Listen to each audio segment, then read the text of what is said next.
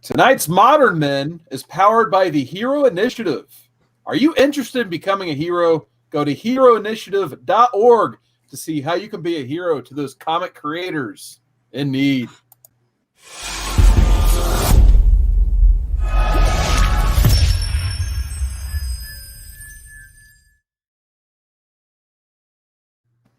What's going on, guys? It's episode 50 of Modern Men. Somehow we have stayed on the air for 50 episodes. I don't know how that's possible, but tonight we're going to be talking one of the most classic reads of all time, and that's Crisis on Infinite Earth. So before I get into the extra help I'm going to need for this episode tonight, let's get to our usual cast of characters. Andy, oh my God, it's so majestic. There's actually, the beard is combing itself. Andy, how's the beard?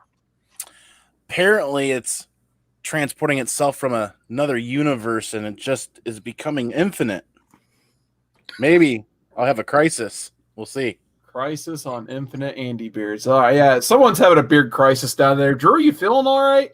Look, man, the beard is coming in nice and thick and good. I got some product in it. We are looking good, and for the monitor up there being lame, this is the anti-monitor beards right here. And I've come to take over. I come to take over. That thing's going. That thing's getting there. It's speeding up. Right?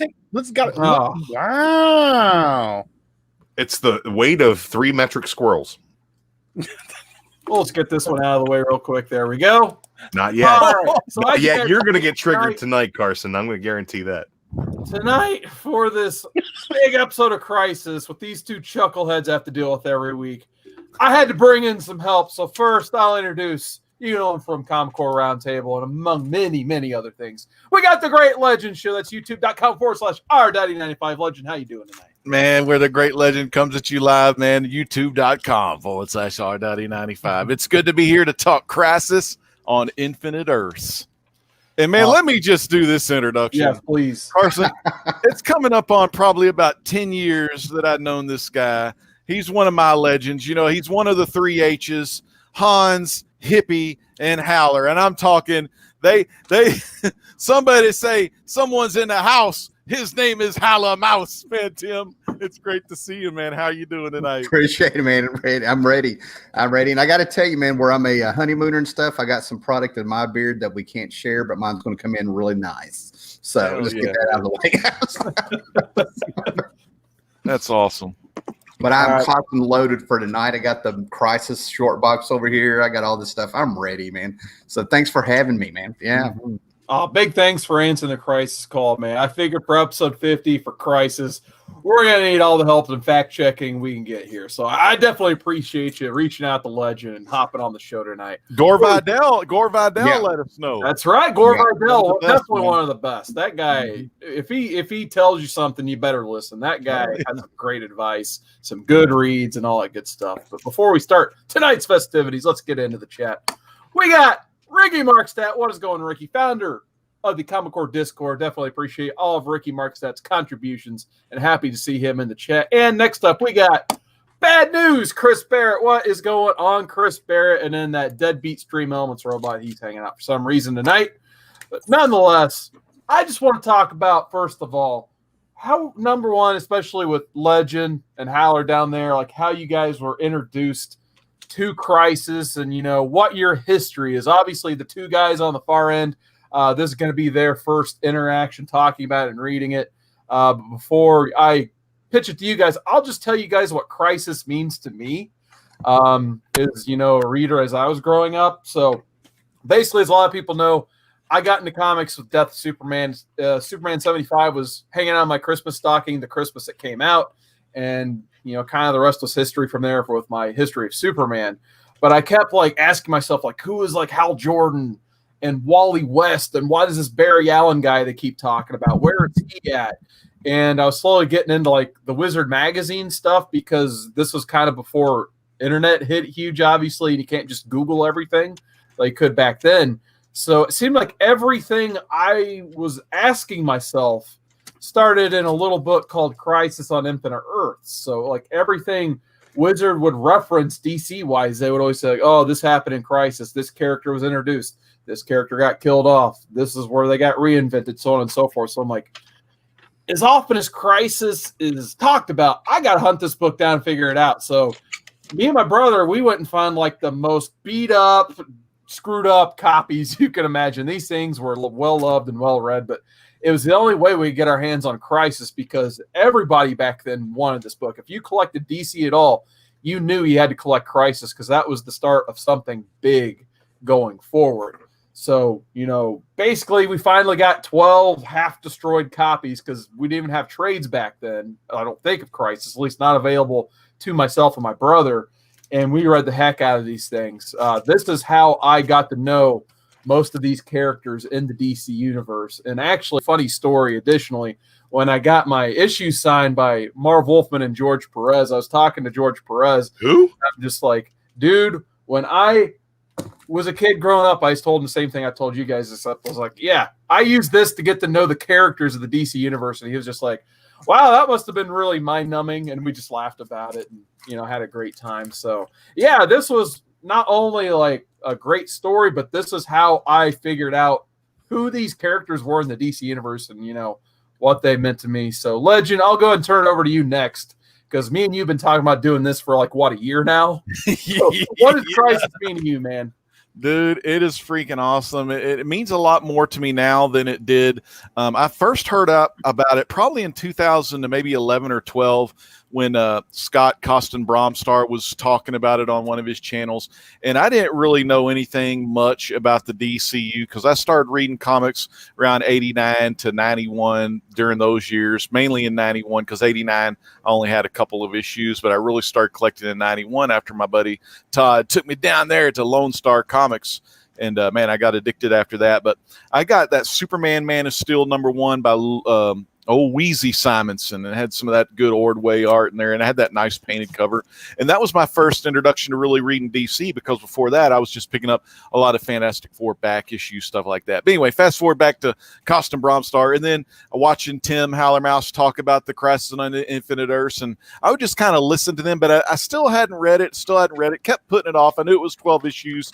I knew it was a good long read, and I just kind of kept putting it off. But then, Carson, whenever I met you and got to know you, and just interacting with you, and I was telling Tim this Hallermouse that I was like, when meeting you, you're so much like what Hallermouse was when I first started. You always find those kick-ass awesome deals at the mom and pop stores or the flea markets or the antique places, antique shops, and you always are a reader first, probably collector second. Sometimes they can go back and forth, but I was like, this is like a damn reincarnation of Hallermouth. And then you start talking about Crisis on Infinite Earths. I was like, well, holy shit, man, old Scott and Tim, they used to talk about it all the time. Finally, and I read it, and I guess I read it maybe a year or two ago, like when we first met. And then, of course, you also like the one Infinite Crisis where Maxwell Lord does the headshot on Ted Cord gone to extinction. Yeah. But man, and I just got addicted. And then from that, the other stuff I was interested in on the internet was, of course, Mandela Effect, and then the whole multiple universe or multiple Earths, scientific theories, and all this kind of stuff. And like the cool thing about learning all that kind of stuff, I was like, well, I'm learning about this, but this is shit DC's already written back at Flash 123 when Jay and Barry were met for the first time. So I just really got addicted to the whole multiverse stuff, and man, I just been a fan ever since. I've read the thing for the second time, Crisis on Infinite Earth. I love it. I mean, I thought it was great writing by Wolfman because you didn't really have to be a fan of DC or know all the characters, because the way he wrote it in the dialogue, one guy would say something to another hero, and then that hero would say, okay, well, I got it, Cyborg, or I got it, Gar, the Changeling, which I knew him as Beast Boy because I just knew that from the cartoon. I didn't know his name was Gar or anything like that. But you got to figure out who these characters were. Not a lot, but a little bit. And I just loved it because, they got Black Lightning in there, Blue Beetle was in there, the Freedom Fighters, which I love, the Earth X, where, of course, Germany won the war on that Earth. Of course, Earth S, I mean, that's my fucking favorite. Captain Marvel and, the Marvel family. And then so much good stuff. And then there was another kick-ass when it was in the end of issue 11 where the all the characters like Dolphin and Animal Man and Rip Hunter and all these characters that I remember from the Strange Adventure comics were on their own panel. And then at that first panel in issue 12, you saw them all there. Just like, and then, if you didn't know that, like it took a while. I was like, wait, Dolphin? Okay, these people all appeared in Strange Adventures. Oh, okay, I see what he's doing here. He's giving a little love to the Strange Adventure folks. And then Jonah Hex was in there. I mean, Batlash, you could see like all these characters, like I said, Black Lightning wearing the old school. Man, it was freaking awesome. See, there's Dolphin right there. And then you had freaking Mira, and there's Buddy Baker. Buddy. Damn, Carson, me and you love Buddy Baker, but I feel about much. But yeah, I really just love that story, and it really got me into DC more. Like I said, I was a Marvel fan mainly in the teen years, but I wish I would have freaking took the plunge into DC like way back then, and instead of just 4 or 5 years ago during the New 52 stuff. Actually, that was like 8 years ago. Time's going by quick. I would say time's going by real quick. 9 years. That's hard to believe. It's true. 2011. I can't even get my math right, but that's kind of when I started reading DC, when I started getting more into the community. Then I started reading new school DC, but then eventually it got me reading the old school stuff. So, yeah. Absolutely. I want to hear from Howard Mouse because you brought a whole short box of just Crisis. So, yeah, I came loaded, man. Yeah, and a lot of this stuff, 90% of it was bought when it came out. That's the Crisis box, brother. That's awesome. DC 1 Million Legacies and all that stuff. But yeah, that's the Crisis box, all the crossovers and stuff. But let me see you guys, man. You got me all right. Yeah, I can't do that, man. I don't want to talk to myself, but I get shy. Basically with Crisis, man, it was I didn't know the words at the time, but it was validation. Okay. I 4 years old. Okay. You take the 70s show, right? My stepdad would have been Hyde, just meaner and all that stuff. And then I had an uncle who would probably be like Topher Grace or no, he was Kelso. And you stick a little blonde-haired little boy with a Dutch boy haircut in there, man. And I've got nothing but magazines, monster magazines, comic books, Kirby. Kirby art scared me to death when I was a kid. Super Friends, Richard Donner's Superman. Wonder Woman on TV, the Hulk on TV. I was there, man. I'm like 4 or 5 years old. I'm reading heavy metals and all this stuff. And real quick, I learned that a lot of people look down on comics. It was my Vietnam, man. Okay. But, the thing about it is as I got old, as I was kept growing, I was in the Justice League. I'd get the team books because I wanted as many heroes as I could get for my money. And it was like, you never knew when you were going to make it to the store to hit that spinner rack and all this stuff, but it was still fun. I had all the Silver Age, Bronze Age stuff in the house. And then Legion of Superheroes was one of the first books I got on my own when I was 6. I still have it. But you start finding out, comics just, they've got that stigma, so in my mind, I really never gave a shit. I was just sort of like, you're missing out, but I wouldn't bother anybody with it. Rainy day would hit, I'd get my comic books. I'm reading, and I'm a DC guy. I'm having to listen to everybody talk about X-Men and some guy named Frank Miller on Daredevil, and I'm not getting it, but I'm over here reading my All-Star Squadron. I'm getting my comic book history from, all the stuff that Roy Thomas is putting in the back of the editorials and stuff. And then all of a sudden I start noticing like they're showing some villain and they're showing his hands. They don't show what he looks for. I was there starting to notice the monitor popping up. And then I saw the ad of what they were doing where it was called just Crisis and they didn't have the Infinite Earth on it. You knew something was coming, but you didn't know what. Unfortunately, Secret Wars came out first, and people thought that was a ripoff. And I thought it was that damn Pete Sanderson. They hired a guy to read every DC comic and get all the characters and do the research for Barb Wolfman. And they took that and made it who's who. Next thing I know, they come out with the official handbook of the Marvel Universe, and I'm getting those, and I see that guy's name, Pete Sanderson. Turns out they're not related at all. So anyway, I get to watch all this stuff, and I'm reading Batman the Outsiders, and I'm reading these Forgotten Heroes and Action Comics with Gil Kane and all this stuff. So I was there.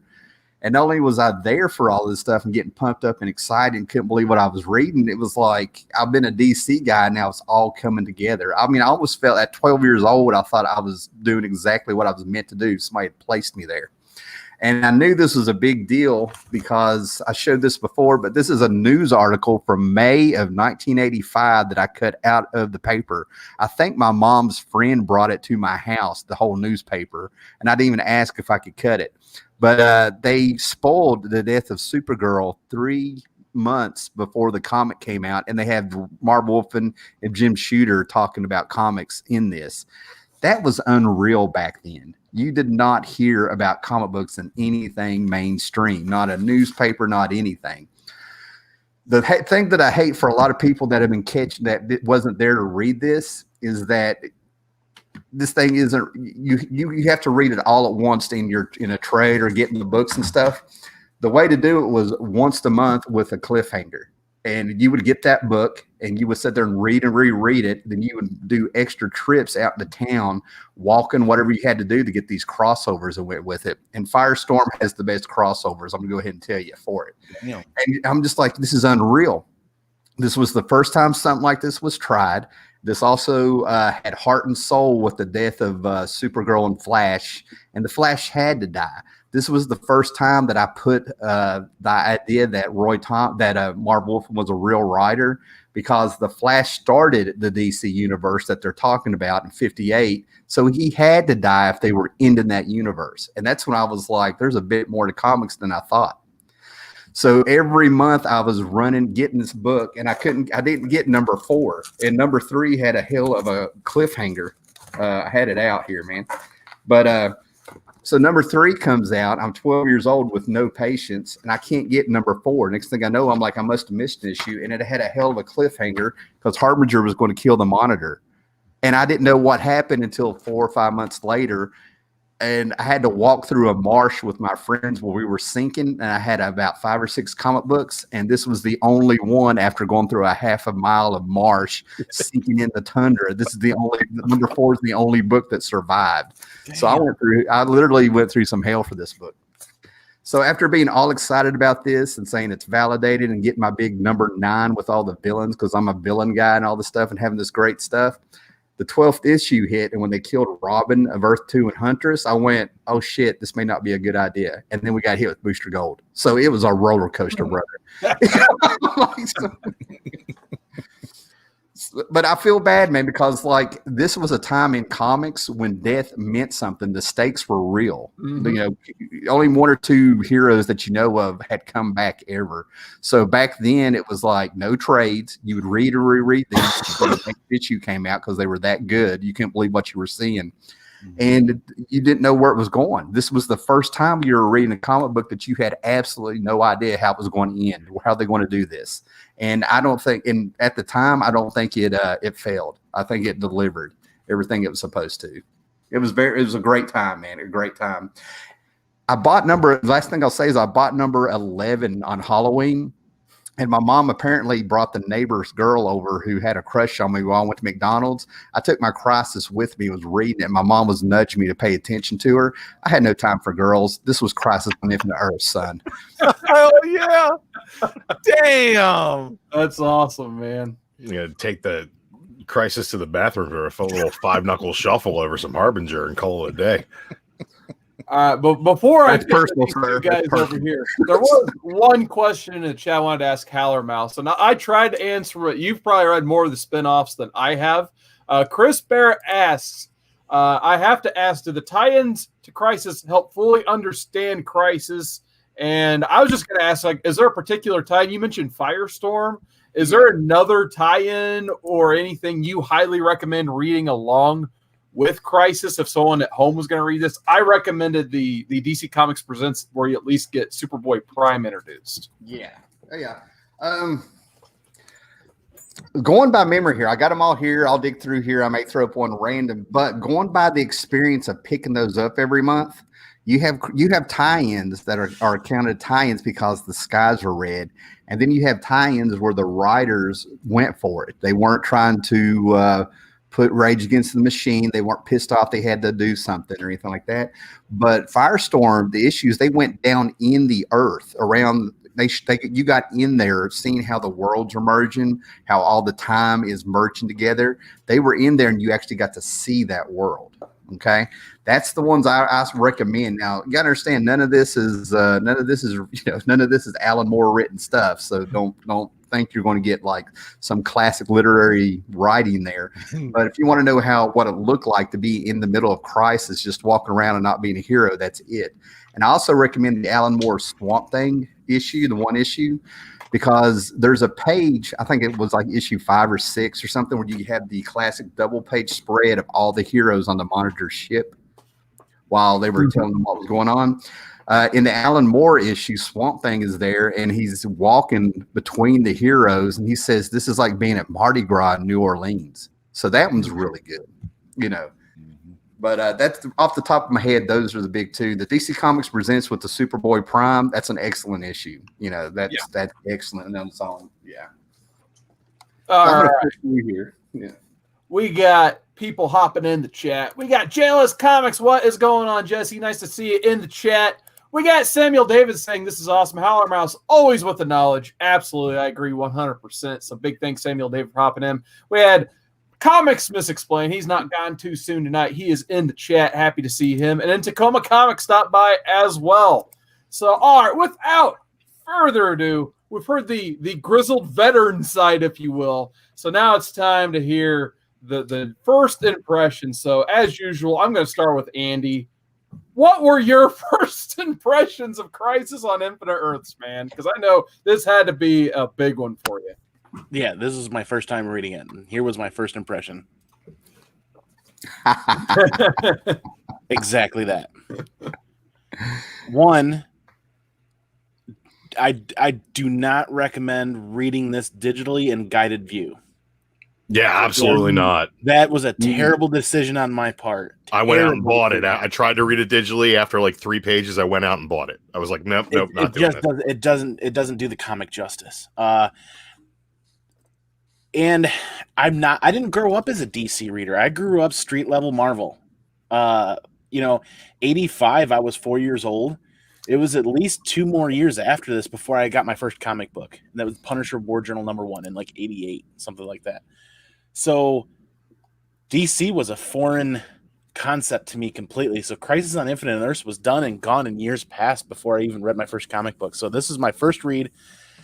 And it was kind of one of those things. If you asked me, say, hey, Andy, when do you think this is written? I would have all day long said it's got to be in the 70s. The vernacular for this book reads much older than like 85. You dolt. And I definitely don't recommend this as a first DC read for somebody. In fact, we're having a conversation at the beginning of this episode of companion pieces or things that would help explain Crisis. We should have had this conversation a week ago.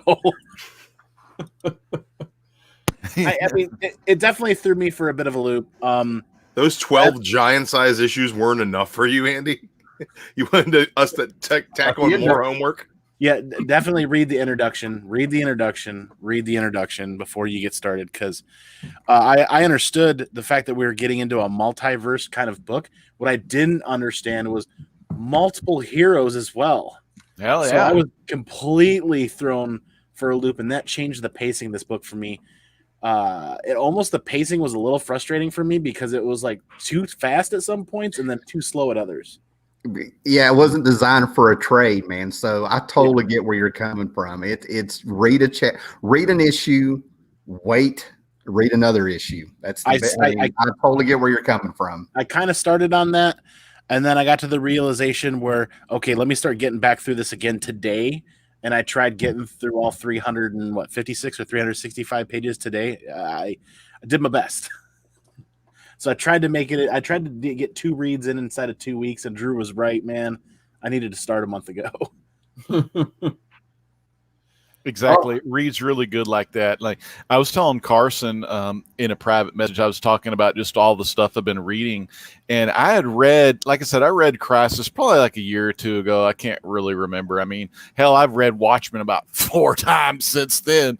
But I love that one too. That's another one Howler got me on to pretty much. But I read all the way up to issue 10, and then for whatever reason, I took a break from it. I read Jeff Johns' 2009 Flash Rebirth. I started reading some of the Boys issues, and then I went and read I reread issue 10 to remember what happened.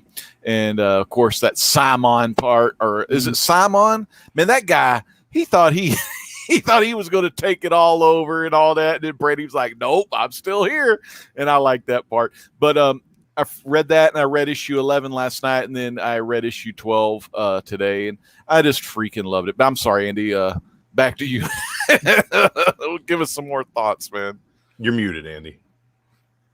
Oh, Andy's muted. My final thought really is I get the importance of this book, but definitely read the introduction first. Don't read it digitally, and don't make this your first ever DC read. Like Carson, I get where you're coming about learning the DC characters in the broader spectrum, but I think it's such a vastly different style book now than it was back then that I don't think it should be somebody's first DC read at all. One of the ways I've read it over the years, and this comes from rereading, I got two things to bring up. I'm trying to look for a way to worm in. The first thing is I think there's only 10 issues of plot and then 2 filler issues. The villain issue is the one, and I love it, but that let it breathe. But I think it's like a 3 act story. Issues 1 through 4 is one story. Then the next 4 are one story. And then the last 4 are at the story. And the reason I say that is that it ends with the death of Supergirl, and then you get a 1-2 punch that was devastating at the time because you didn't see it coming where they killed the Flash. That's like how Empire Strikes Back ends, man. You know, everybody just had their asses handed to them. You know what I mean? And like, how are they going to come out of this? And that is one of the reasons this book made me think that the heroes of DC are more heroes than of Marvel. Because if you look at Secret Wars, all they did was cheat on the girlfriends and let Dr. Doom become God, you know, and slay, you know, I mean, you know. Yeah, but they didn't let themselves get killed like a bunch of putzes. Let themselves they sacrificed themselves. They did, man. They sacrificed themselves. I was crying. Supergirl was crying. I was crying for Barry. Let's end this love fest right you now. Saw the pain in Wally's eyes. He didn't. Found out. Look, everybody's having fun blowing Crisis. Blowing the Crisis. Oh God, look, let's talk about it quick. I came into comics in the early 90s. Right? I've been reading comics for about 30 years now. And that was after Crisis happened. I brought myself into comics through the X-Men. I love Spider-Man. I love the Avengers. Not so much during the 90s, but you know, there were some good Avengers around then, but I went back to the 80s and found my Avengers. I feel sorry for the last 5 years. The 90s had some good stuff. No. I then took my foot and I dipped my toe in the Batman universe. Man, they killed off Superman, so I checked out Superman, Death of Superman. I started to bone up on my DC knowledge, learn a little bit about the continuity, get a little bit of love there. Classic, Drew. Holy shit. Look, that is classic, Legend. It's classic. Now, here's the deal. During all that time, you'd pick up your Wizards, right? You read your Wizard magazine, and they would describe the continuity as one of 2 things. It was either pre-crisis or post-crisis, and that was everything cool. I knew. I liked it. Was post-crisis, so I never even thought to myself, you know, it. And even to this day, with DC, the only thing that I've ever dove into that's pre-crisis, I like myself some Silver Age Superman. I like Superman Family. I like some of that stuff. So that's some of the things that I collect that are pre-crisis. I tip my hat to you, man. I don't need to know any of that continuity because to me, it's like, okay, they took all that continuity that didn't work. Crisis was the way that they incorporated it all together. And for that, I love it because I like post-crisis DC. I like that post-crisis pre-Flashpoint. Bam, give me that chunk right there. That's where I like it the best, right? That's the best cut of meat right there. That's where all the flavor is. That's the bacon right there. The backstrap, if you will. The backstrap. Yeah, exactly. Exactly. You know, just maybe a little bit down on that belly for some of that flavorful fat there. and that's where I like my DC universe. That being said, I have never until this past month read Crisis on Infinite Earths. To be completely honest, I'm going to give this thing a grade that maybe will not reflect this opinion right here, right now. Oh, shit. It is absolutely unnecessary to read. If you have gone 30 years without reading Crisis on Infinite Earths, don't fucking do it. Just don't. Take my advice. Just don't do it. You don't need to go back. You don't need to go back to find out the poignant end of characters you never knew about and didn't fucking care about. Like, for me, it's like, oh man, look at all these different universes. It might have been poignant had I been reading them at the time. But going back and looking at all these terrible fucking 1970s costume designs that all kind of look the same but different, just a slightly different version of like gay porn cyborg. Like the art in this book, say what you will about George Perez, who I don't know who that guy is. Say what you will about him. The art in this book is dated. Okay, the language in this book is dated, and it's dated for 1985. Like, I can imagine picking this up in 1985 and being like, who's this old man thinking he's cool talking this way? Like that. The vernacular is hard to read. The story is dense and nonsensical. It's great action, big beautiful explosions, cosmic stuff in space. Harbinger is pretty hot, but like, we all know that Harbinger has been a really long-standing part of the DC universe. Like, no, she wasn't. She came into this book and disappeared, did nothing. The Anti-Monitor, the Anti-Monitor. Do you guys know who the Monitor is? He's the opposite of the Anti-Monitor. You know who the Anti-Monitor is? He's the opposite of the Monitor. Do we know anything else about them other than that? Fuck no, because there's nothing else to it. It's just like, oh, there's a big, powerful guy over here. Here's his opposite. Which one's going to win? The good guy in the end. Anti-Monitor was a part of the antimatter universe. Exactly. And if you look at science today, at the same time. And you know what I tell you about CERN? They're testing for that antimatter, those antimatter particles on that collider. I mean, God, I can't wait for Harbinger to come and get DC was writing it before they were doing the experiment. Guy. Like, I mean, there's DC so much fluff in this book. Like, this book is so dense with fluff. Like, you didn't like so detailed with Jerry Ordway and Bell. It's like it is really detailed, and like, awesome. But like all the costume designs are terrible. They're all awful. 70s Black Lightning. They're all awful. Like, everything looks like it's 1972 and it's 1985. Like, everything looks like it's 1972. Like, everything looks like it's a Starsky and Hutch episode, and it should be the A-Team. That's all I'm saying. Dude, here. Like, I respect your opinion, but I've got to step in here, man. You got to find another year. That is not 1972. I would go with 82, maybe 83. But you're a guy either way, it's dated, man. It's dated. Like, everything in there is dated. Everything looks old. It was written in the 80s. I mean, yeah, it looks like it was. It looks and sounds like it was written in the 70s. That's all I'm saying. 70s was good though. We had some good years. I can't get into like Marv Wolfman. Like, I liked his New Teen Titans stuff. Oh yeah, but like in this, it's just everything is just so dense and up its own ass at the same time. It's like I don't, man. Like, it's just I can't. Like, I tried. I really tried to get through 12 issues of this.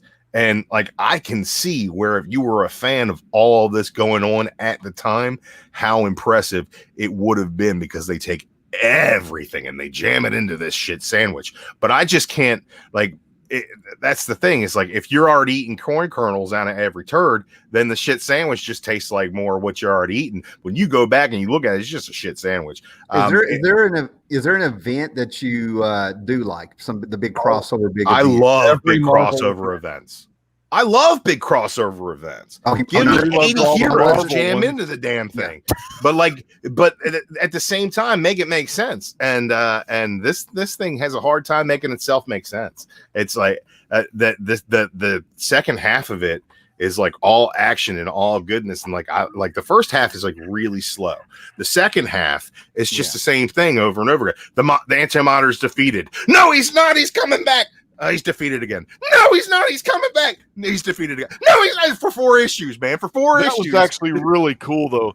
Especially the last part. I'm not saying that it's bad, but I'm just saying it's the same thing. Last issue, man. Fireball. The Anti-Monitor came out as a fireball. And old man, Earth 2 Superman, he's like, fuck it, I'm going to end this. And he goes in there and he knows he punched him one time. Little Superboy Prime's helping him out. What were you going to say? Let me throw something out there, man. I'm not going to try to get you to like it. It's cool, man. I mean, I like it. I like it. It's just not good. But let's go back to the beginning. One of the things that kind of got me seriously that I was really surprised about is that this big Crisis on Infinite Earth's hitting. We know what this is supposed to be big, right? And I'm like, oh, they get Blue Beetle. You know what I mean? Right. Yeah. Years later, after I've gotten cynical and I've dealt with more people, and I'm a social worker, so I have seen the worst of some people. I started looking at the Monitor different, and he's a liar. Okay, he's a manipulator. I think the first 13, 14 people he pulled up there, I mean, think about it. We need to save all the universes. Go get me Blue Beetle and, Well, that's the thing is he said in the old man Superman. Right. He said the man has access to time and space, and he gets the old man Superman. Right. That's to make all the people think that they're really there to do something. I think they were cannon fodder to flush out the enemy and the Anti-Monitor. The story didn't really get big and stuff. I think that is a lot of thought to put into it. When it's not I don't feel like Marv Wolfman put that much thought into it. I think Marv Wolfman said, you know what, I'll say we'll pick these heroes because they have a specific power set, and we'll pick up other heroes along the way, just because he didn't have a plan for why he needed those heroes, and he wanted the ability to just plug in whoever he wanted along the way. They started Crisis on Infinite Earths in 1980. He came up and they started all that stuff. But the thing about it is, there was like little mistakes that I saw that blew my mind. If you don't know the characters, Blue Beetle, the 10-core Blue Beetle doesn't have the magic Blue Beetle amulet. Right. And he said he pulled him. That's when I thought he was lying. I'm like, that's too big of a mistake. But the original Blue Beetle had it, and it's buried with him in a cave or something. So a shadow demon finally touches Blue Beetle, and the thing blew up like he had the amulet. That ran all over me. Even I knew that back then. So that's what made me think that he's a liar. I was thinking he tested all these Earths and picked which ones he wanted to save and knew he had to die. He couldn't save everybody, so he's like, I'll save these 5. But he lied the whole way through the thing. I don't know. I mean, think about it. He pulls a little girl out of the ocean and raises her. I want to know why. Like, I think he's like, nobody's going to be afraid of this blonde-haired, gorgeous lady. They'll do the 5-knuckle thing and go with her and do whatever I say. I mean, everything, if you really get into it, he's a big old pervert. I think that as far as like the Blue Beetle thing, is he picking cannon fodder? I don't think so. I think that those were just characters that they thought were interesting, and they were like, well, we can see what we do with these characters. Maybe we'll kill off some of them. Maybe we'll do this, but we'll just have this whole, I have a secret plan to what your power sets are, so he can pick and choose different characters throughout the run to kind of just run with. I think honestly, the first 4 issues of this thing were really, really slow, full of just exposition that didn't, but it was exposition that was all abstract and didn't really go anywhere. Like, they're like, oh, we're not going to tell you how this all works. Like, you don't know anything about what is going on in this damn book until they break down, oh, well, this is the origin of Oa, and this is where the Monitor and the Anti-Monitor come. Like, before that, this entire book is nonsense. It's just like, oh, we're gonna maybe do something. Oh, we're gonna maybe do something. Oh, here's what we're doing, but that's not what we're really doing, because we're maybe doing something else. And I feel like it was a big circle jerk to get you to that point where you finally get the death of Supergirl, you finally get the death of Flash, which I feel like is like the only meat in this sandwich. And I think that the bread on either side of it is just like, just over bloated with like too much heady nonsense that really goes nowhere and has no, I mean, it's all built on a foundation of sand, to be honest. It's chaotic. The Monitor and the Anti-Monitor, like, the whole thing about them is like, oh, well, they're the two sides of the coin, right? It's a balance between the Monitors, the regular old multiverse, and then there's the anti-universe or whatever, where they're eating up all those worlds. And like, but it doesn't tell you how really the Anti-Monitor started tipping the scales in the first place. Like, that's never really explored for the most part. One thing I liked about some of the earlier issues was, I guess it was around issue 1 or 2. They all start running together, some of them early ones, but I love the fact, see, I'd read the New 52 stuff. I loved that Forever Evil storyline where it was the Justice Syndicate or whatever those bastards were from Earth 3, Power Ring, Power Girl, the Ultraman and all them. But to see their Earth like be destroyed, and then the Lex Luthor's Alexander Luthor was sent away in the rocket ship. I thought that. And was why is he like a super baby? Like, why does he grow at an exponential rate? And then he's like covered in gold, and then he's got all these energy absorption powers like out of fucking nowhere. Like he crossed. Like it's like everything. Like most of the shit in this book is just like, oh, all of a sudden this character can do this, and because I haven't been reading it pre-crisis, like I'm like, okay, I guess I don't fucking know. Like, but like Alexander Luthor was a baby, and then he was a toddler, then he was a goddamn man draped in gold, and then he was a golden god who could absorb all the anti-energy. Like, I don't know how any of this tracks. Like, it doesn't. That was his destiny, or his plot good friend George McFly. Yeah, that was his plot device. It was his density. Classic Back to the Future. Sorry, but one thing I also liked was, you know, the Earth X characters. You got your Freedom Fighters in there. You had your Earth 4, which was your Ted Cord, your Question, your Captain Atom. You had all those Charlton Comics characters from one of Howler Mouse's fucking favorites, Steve Ditko. You had this freaking panel, which I love. Me and Carson are big Buddy Baker fans, and I know Carson loves him some Adam Strange as well. You had that on the first page of issue 12, and then they were also on issue 11. But these are like all characters, you know, Dolphin, Rip Hunter. What is that guy? Don't know much. Adam Strange, Captain Comet, Autumn Night, Atomic Knight, Adam Strange, willing to Buddy Baker down there, man. I'm willing to submit Strange Tales, all to from the Strange idea. Tales. Great. I'm DC willing to submit comic. to the idea that this is a celebration of a bunch of different characters. Oh, but that's Andy. Can I ask you, as a guy who hasn't read a whole bunch of pre-crisis DC, when you see these characters, did it like make you go, "Oh man, fanboy moment," or did it make you go, "Wait, who the fuck is that? Why? What's going on here?" Was it more confusing than it was like fan service to somebody who like, and you're not a novice to DC. We've read a bunch of DC stuff at this point, you know, where we've thrown a lot of characters at you on this show but I just think that I when I'm seeing a bunch of these characters and a bunch of these old pre-crisis character designs, when a lot of these are characters that kind of didn't get another shine until the end of New 52, or they pop back up in Rebirth and they've got a redesign and a new origin and all that, like going back and seeing these characters in their dated costumes, like it did nothing for me. Like I can understand if you're reading it at the time, seeing all these characters from all these universes plugged into it, how much that would be impressive. And to be honest, I'll compare it to like Hickman's Secret Wars. Like Hickman's Secret Wars hit every note of like the Marvel multiverse up until that point, like even through all the tie-ins and whatever, like something was honored in each corner of the damn thing. And I can completely understand that if you're not up on that and you're looking through that, half the time you're gonna be like, well, what the fuck is good? Why is Mr. Sinister fighting Brian Braddock? Like, why does that make any damn sense? And I understand that that's something that I'm bringing to it as a DC outsider from the time. I don't think it does a very good job of really incorporating who a lot of these characters are. It just gives them a chance to die.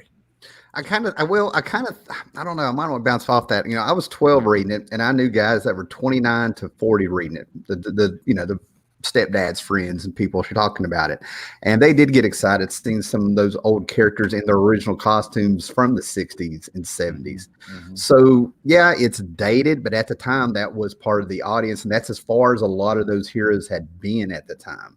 So yeah, there is a little bit of a mindset. You do have to remember it's 1985, and that's as far as a lot of these characters had come and gone. Like Atomic Knights, they went from a regular suit of armor to that space armor they showed. There was a little bit here and there, but that's kind of how they categorized them. That page that Legend showed, those guys had their fans in the 60s, man. You know, right? They reprinted in the 70s. And now here I am reading these guys in this Action Comics I popped up in like 83 that Mark Wolfman brought back. Well, that's why he did it. They were sprinkling the years before to at least give you a clue who these are if you were a kid reading it. But I mean, I totally get where you're coming from. I'm just sort of like some of the stuff I'm just sort of like, but wait, no, you know. Yeah. Did you cry when Spock died? I'm just no. No. Star Trek. I was like, oh well, okay. Yeah. So, Spock wouldn't have cried when Spock died. It's not logical. That one book I want to say, Carson, that Howler just held up a minute ago. It was it the Action Comics one where Buddy Baker was in there with Superman? Oh yeah. Yeah. I got both parts here. This is the second part, but that's an original and an upgrade.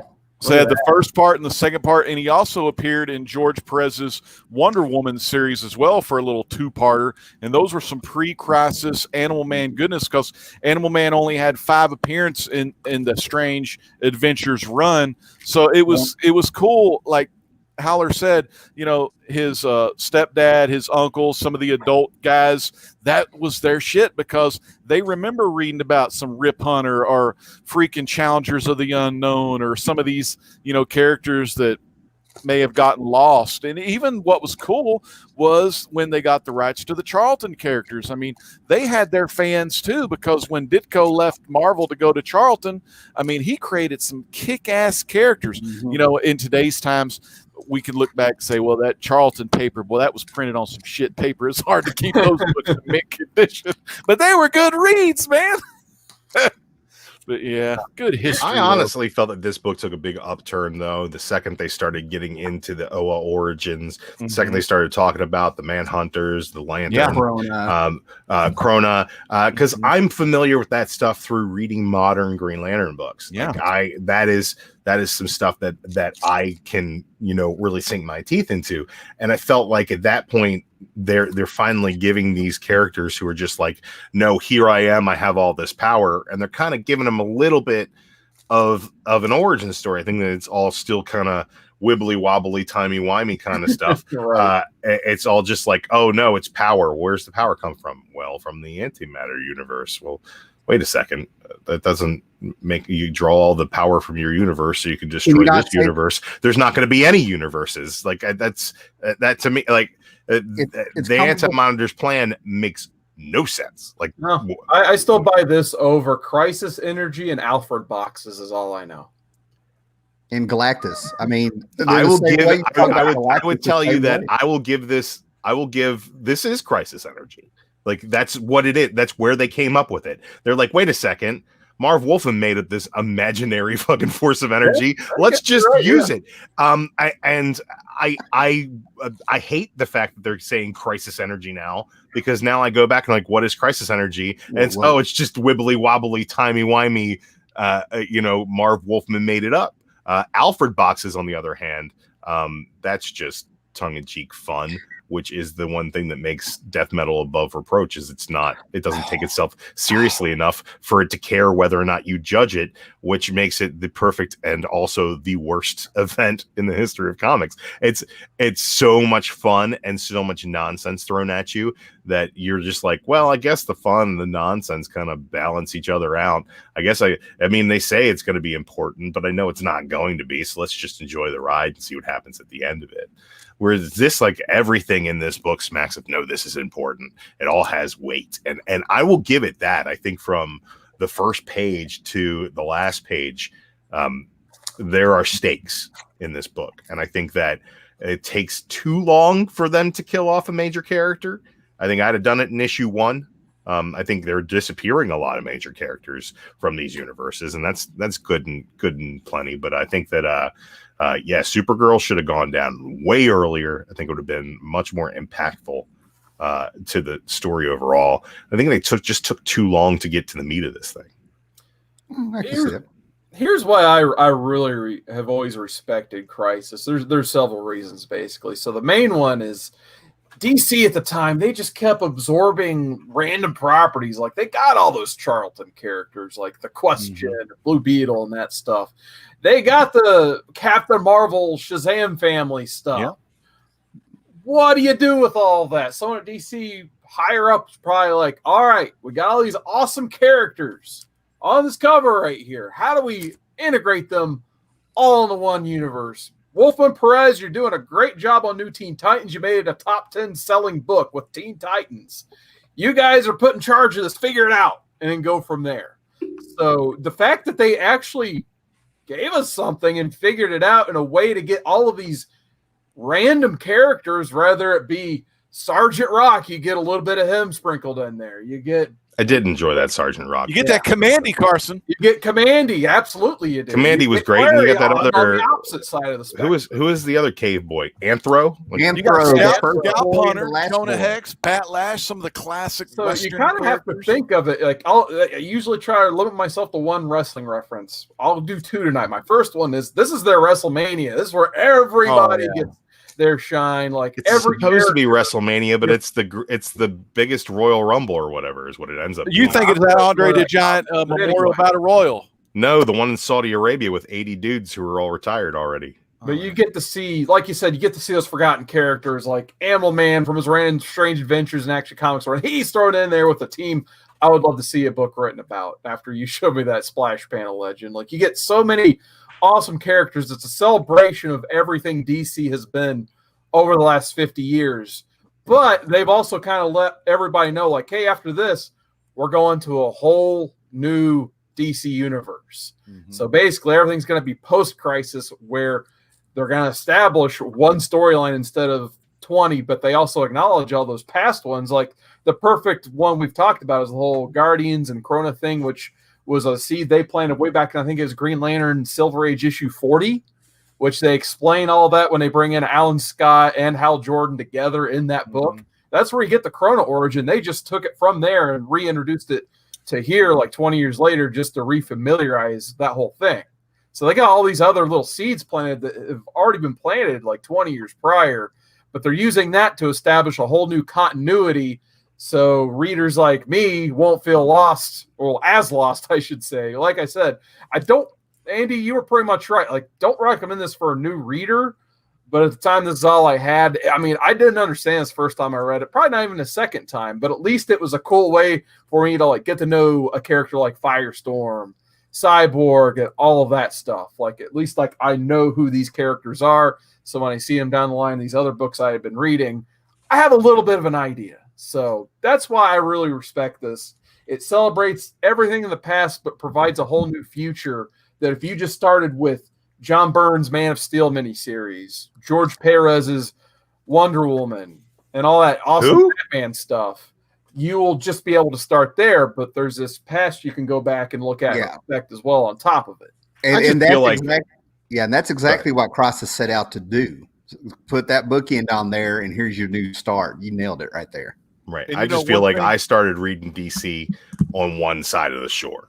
Right. Yeah. And this might be the perfect bridge between two shores. Right.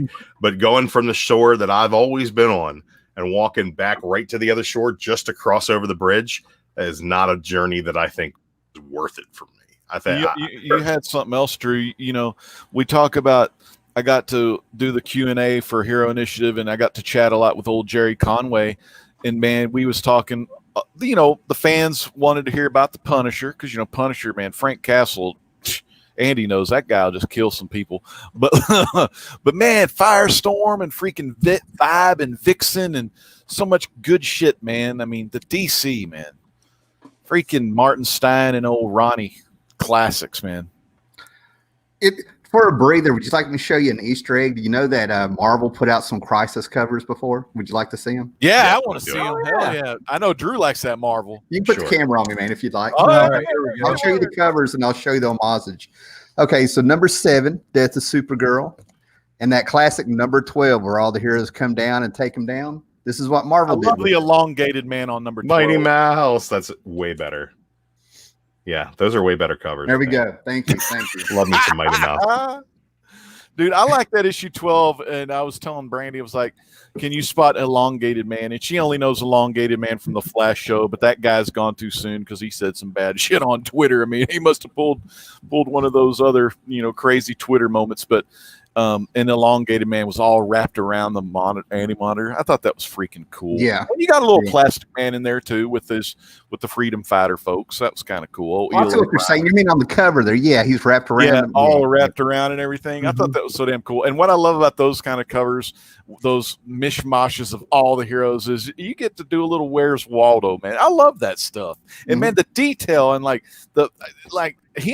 Perez had to really draw that stuff pretty damn small too, man. That's crazy. Well, that used to be a big critique that people had a problem with Perez. I mean, Perez was not always a fan favorite. It got on people's nerves how small he drew for a while there. I like it. Yeah. Well, of course, I was reading it digitally. I don't have the whole 12 issues. I've got maybe half of them, but I don't even know. They're in like one of the old Chester drawers somewhere. But dude, I was reading it on the iPad and I was zooming in and exploring all around it and everything. And even if you don't like the story, there's so much stuff in there that Perez put in there. Just stop, slow down, and just look through his art. Take your time. Especially when Jerry Ordway came on and started inking it. He should have been on from the beginning. Now, I saw a panel about 2 years ago at Heroes Con with Roy Thomas and Jerry Ordway. And Roy Thomas finally spoke about having all his work destroyed by Christ on Infinite Earth, his All-Star Squadron, all the stuff that took place on Earth 2. And he finally let it fly. And I was so satisfied that I was sitting there hearing this. He was letting them know his truth. Might have been Baltimore Con, I don't know, but it was great because he was like, I was like, Roy Thomas is finally like dropping dimes. He was like, it was bullshit, and they destroyed everything I did. It was awesome because I saw him talking about it in the '80s, and he was just sort of like, well, we're all working together. We're one big team. I don't know. Now that he's retired and got his money, and I like talking to Tomasi off camera in Baltimore after Bendis took over Superman. He's just like, I don't want to fucking talk about it. I like the old guys when they get pissed. Like when I was doing the Jerry Conway, he was getting really pissed at what CW was doing to the Ronnie Raymond and Stein character, and he was really pissed at what the new comics were doing when they put Ronnie and Jason as Firestorm, because he said it doesn't work with two young guys. That's the thing. You put the old guy with the young guy. That's what makes it work. You don't put two young guys together. And boy, he was really cussing about that. And I was like, he'll kind of laughing too. I read it either way, but I do prefer the Martin Stein and Jason or Martin and Ronnie. Well, that's how they were supposed to be. I mean, I'm with Gary Conway on this one. This was, it was the old man and young man. Even in comic book science, it was a freak accident, and to think that it happen again. I mean, they barely got by with it with Flash. It just went on for so long. We, went with it. Now everybody has the two characters together. Yeah. And now Doomsday Clock was like Martin knew it all along. I didn't. Who? Carver Coleman? I didn't read Carver Coleman moment there. I chatted with Conway, but I'm sure Conway would have been pissed if he read Doomsday Clock. Anybody with any sense should be pissed when they read Doomsday Clock. I kind of liked it. I love the Gary Frank. Wiggles McScribbles. I tell you what, I was there. I was giving it a chance. I mean, I'm still down with it a little bit, but the closer you got to the end, the more that I'm sitting here, I'm actually embarrassed for some people, and I don't know why. I'm not responsible. And Howler, I know you're a purist when it comes to that Alan Moore Watchmen, that freaking original, just the best of all time.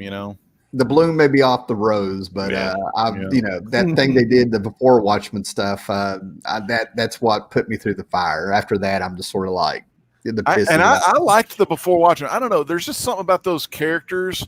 I just kind of get addicted to reading. Now, granted, I didn't like the Rorschach book at all. The comedian book made me really pissed because it made him more of an asshole that I wanted to. The comedian shot JFK. He was not hanging out with Moloch in a garage. Yeah, and then the Marilyn Monroe, and all that kind of stuff. I was like, but like, man, I just loved it. And real quick, I know this ain't Crisis, but Howler, was good.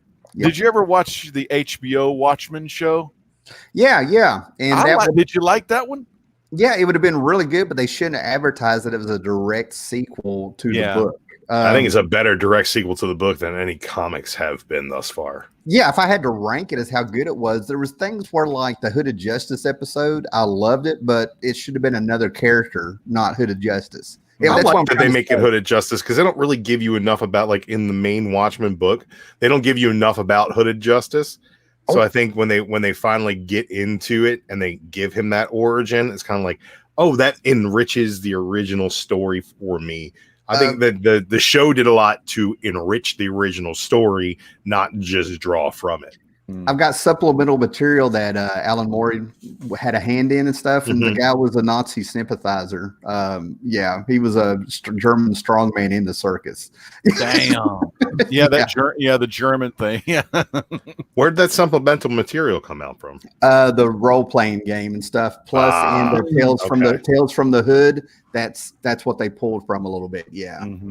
Under the hood. Was the Hollis Mason under the hood? Yeah, I like that little TV gimmick. You know, the interview of Hollis Mason, and that was on the show. But the book that tells from under the hood was pretty good, where it was like in the back part of the comics. That was pretty good stuff. Yeah, it was great stuff, man. But like I said, I like what they did. But the only thing I will not give into, again, as further it went, the worst it got, is that you're not going to put your power in an egg and hand it to somebody. It doesn't work that way. You got to blow yourself up and figure it out. Yeah, I felt that was Twilight Zone ending. You know.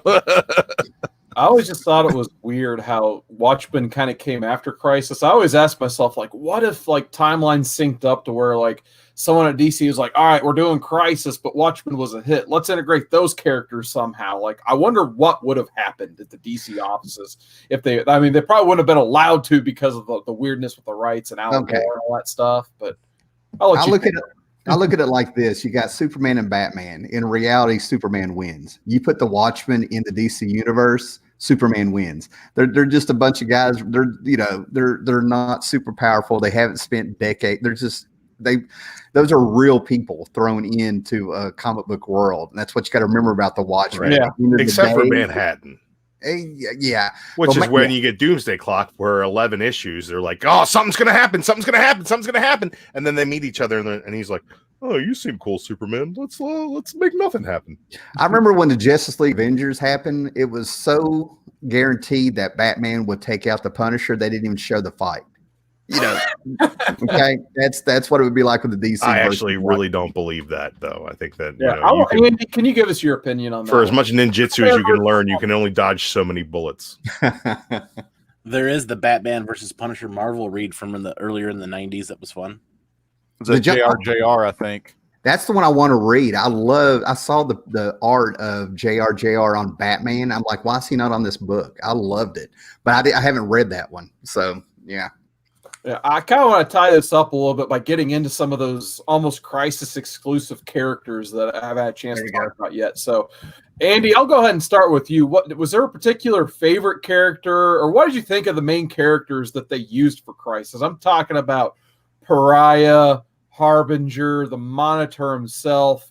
Did you feel anything for these characters, or did you just feel like they were kind of just created to get our main characters like your Supermans and that stuff from point A, the beginning of Crisis, to point B, the end of Crisis? Well, without any like major history, they did feel like filler characters at the beginning because you don't know how much of a history they have with DC if you don't have a history with DC.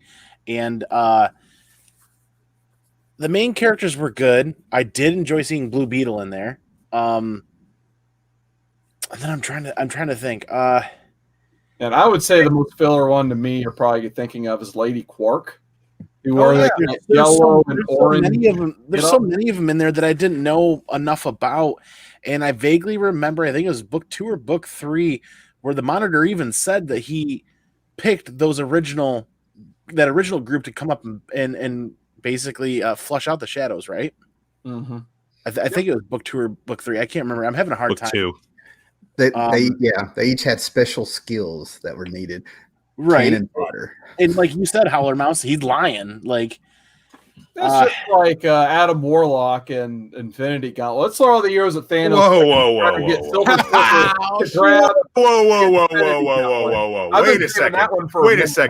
Wait a second. Because Adam Warlock was a star character in like 18 different fucking series after Infinity Gauntlet. Whereas, where the fuck is the Monitor? Where the fuck is Harbinger? Oh my God, Pariah. Guys, I can't wait for February when the new DC slate comes out and we get our new Pariah #1. Bullshit. That's not happening. I wish it would. I'd buy it. Adam Warlock is an A-lister compared to everybody in this book, aside from like everybody that lives on in the universe afterwards. You can't compare the two. Pick. You know what? Pick somebody else. Pick like the trio of people that become fucking Pip the Troll or whatever. I was going to say Adam Warlock and Magnus or Magus is a complete ripoff of your Monitor and Anti-Monitor type. Yeah, but the problem is when you rip them off, you have the opportunity to take them and make them interesting, which is what Marvel did with the Magus and Adam Warlock. The Magus and Adam Warlock were ripped off from the Bible, sir. Sorry to say that, but anyway. So's the Monitor and the Anti-Monitor. I don't like the storyline either. When it comes to the characters in the Crisis, Pariah, Harbinger, and stuff, they were there to serve the story, in my opinion. You ever watch Doctor Who? He has a companion, so they can have somebody to explain what the hell's going on, and I think that was their purpose. One was Pariah, man. That dude would not shut up.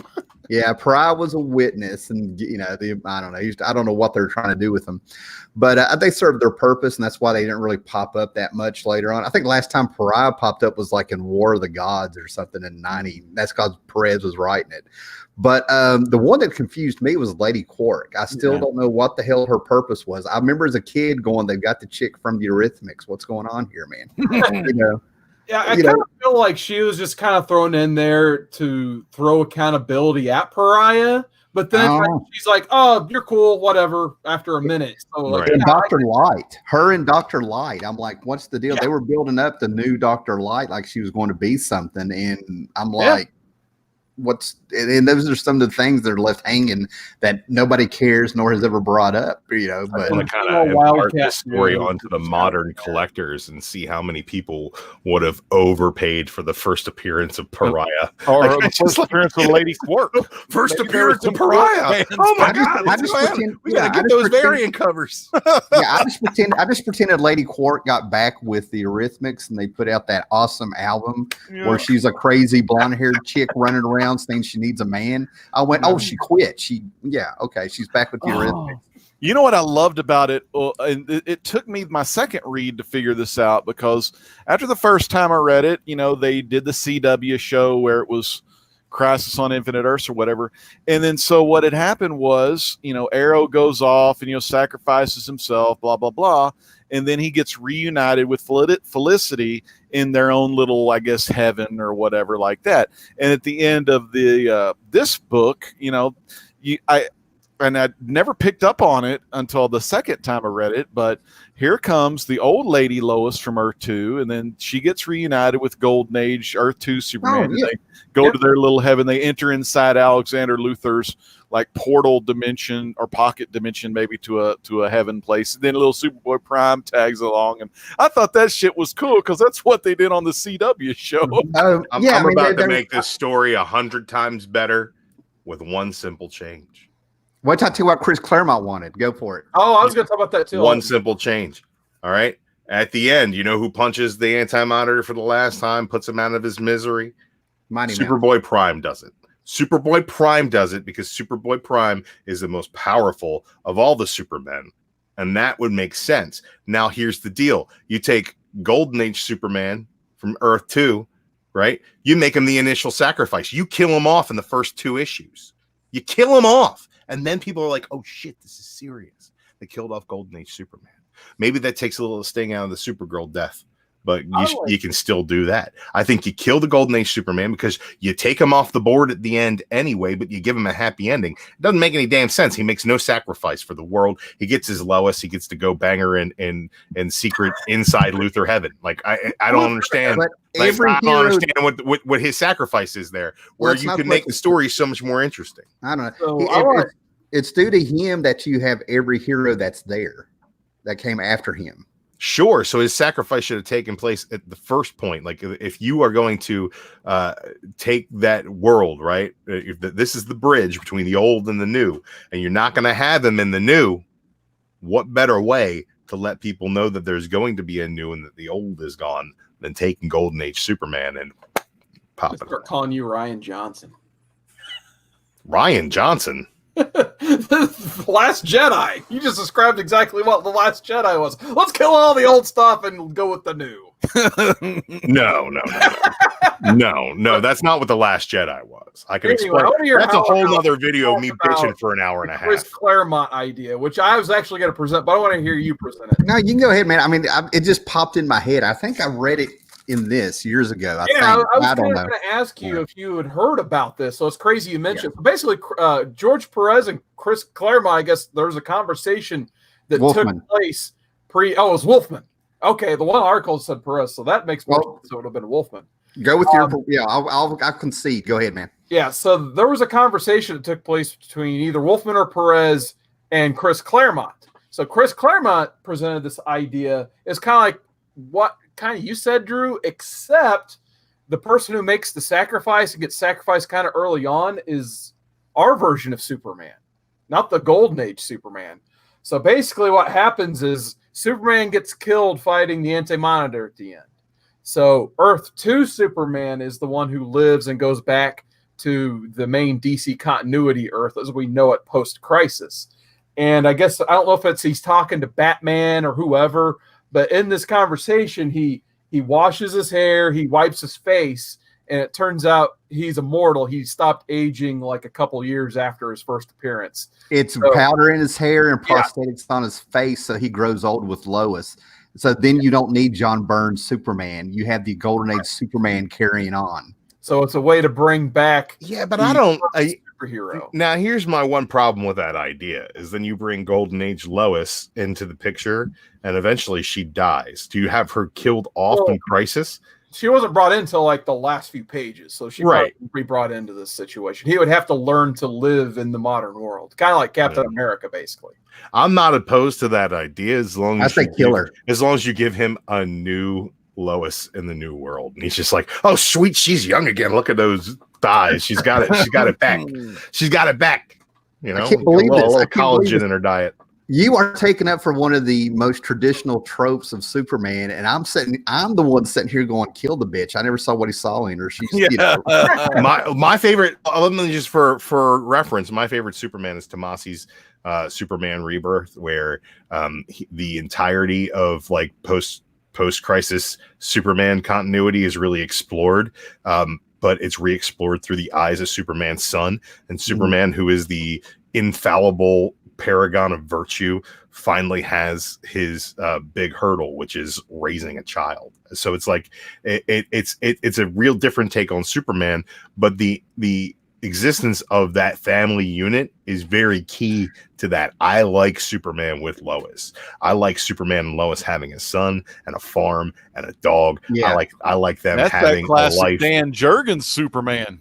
Right. So like that stuff I really, really enjoyed. And I think because a lot of that stuff harkens back to not directly, but the imagery of the Silver Age Superman, where you got the super baby and, you know, super mom and dad, and you got Crypto the super dog is running around with Superboy. Like these are the things that I find to be so intrinsically Superman that those are the things that I want to survive. It wasn't Tomasi that did it though. It was Dr. Manhattan that brought that Superman. Dr. Manhattan had nothing to do with it. It was Carver Coleman.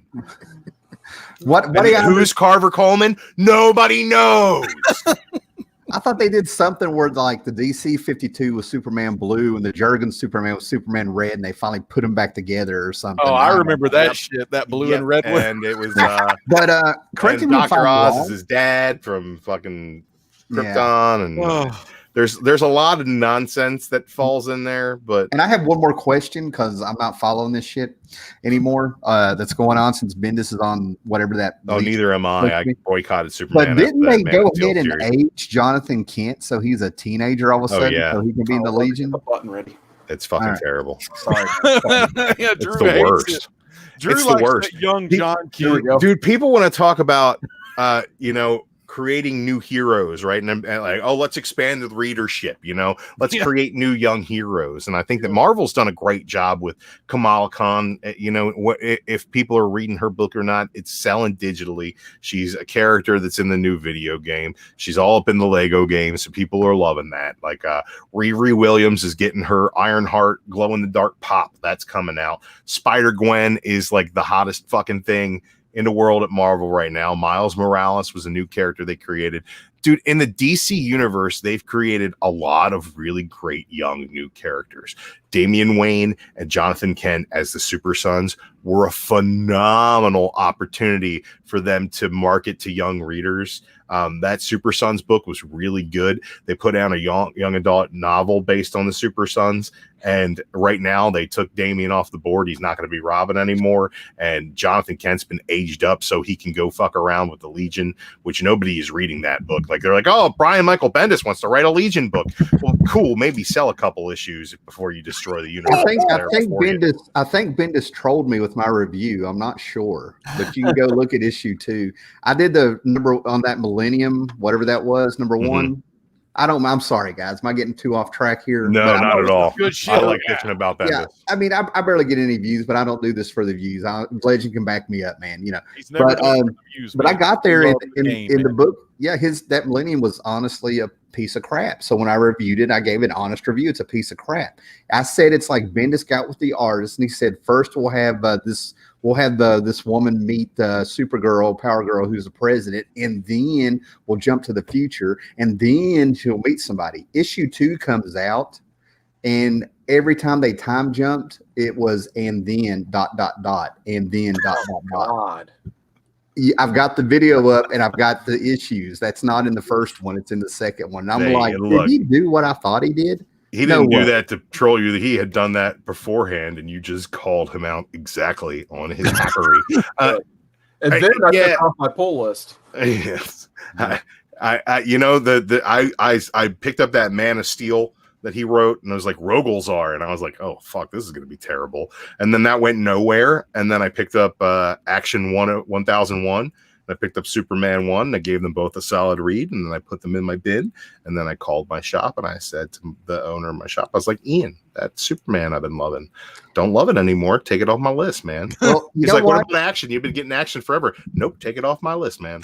Done. You know what? I want to book in this because like I want to bring it back to Crisis like this. When it comes to Bendis, and if he's not writing cops, Bendis is the guy who is the opposite of what Marv Wolfman did with Crisis. Marv Wolfman showed you. Bendis just talks you to death and nothing happens.